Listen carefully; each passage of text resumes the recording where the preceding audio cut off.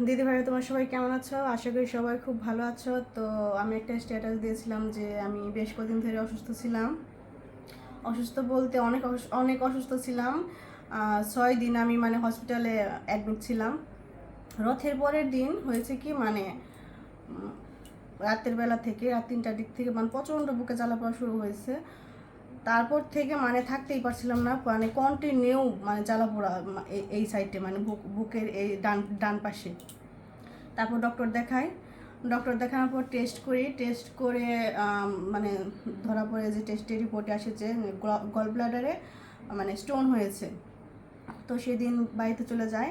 তার 2 দিন পর হয় কি যে রাতের বেলা থাকতে পারি না, রাত 12টার সময় এমন অবস্থা যে কোনোভাবেই থাকতে পারছিলাম না।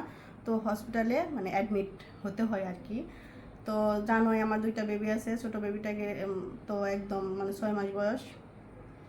তো ওদেরকে রেখে 6 দিন হসপিটাল ছিলাম, ব্যথাটা মানে কমানোর জন্য, ব্যথাই কমছিল না, এরকম একটা অবস্থা। পরে এখন ডক্টর বলেছে যে এখন ওটাকে সার্জারি করতে হবে, সার্জারি করে ফেলে দিতে হবে।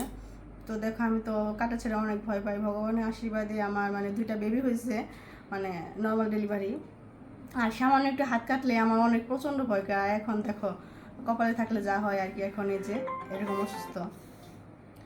তো 15 থেকে 1 মাসের মাথায় অপারেশনটা করতে হবে আর কি। তো তোমরা সবাই আমার জন্য আশীর্বাদ করো। আমি এই কদিন এই জন্য ভিডিও করতে পারিনি। আর কীভাবে করবো বলো? অসুস্থ শরীরকে আর ভিডিও কোনো কিছু ভালো লাগে?